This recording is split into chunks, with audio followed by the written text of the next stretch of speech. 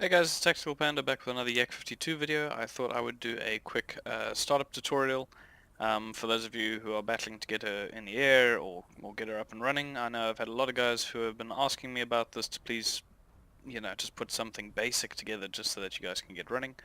So that's essentially what we're going to do now. Now, this checklist is by no means, just going to close canopy here before we get noise from that truck. Now, this checklist is by no means real world. It is adapted off real world, so I've basically just taken a real world checklist and done what I essentially feels right. If there's anything wrong here, please correct me in it. This is not 100% correct, but it will get it started, and it works for me. I hope it works for you guys. So very simply, we're going to go to the front right over here and turn on our battery, generator, and ignition. There is also the option down here for external power, which you can use as well. You'll then do that by going into your options menu over here, ground crew, and request ground electric power and turn on. We're not going to do that now though, we're going to run off the battery.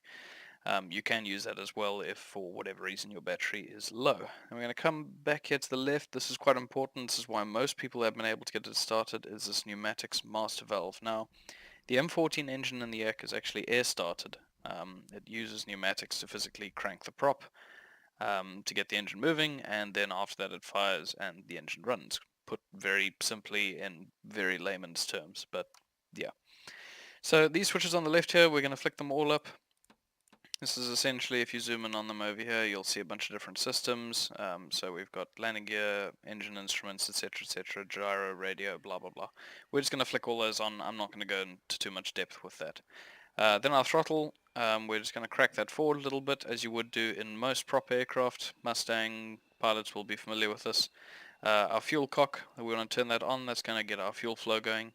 Then this round dial over here, Magnetos. Something most people won't really recognize or understand. I'm not going to go in depth with this. This is a quick start guide. All you're going to do is turn this over until it's on 1+2. You'll see there's a tiny little indicator here on the front.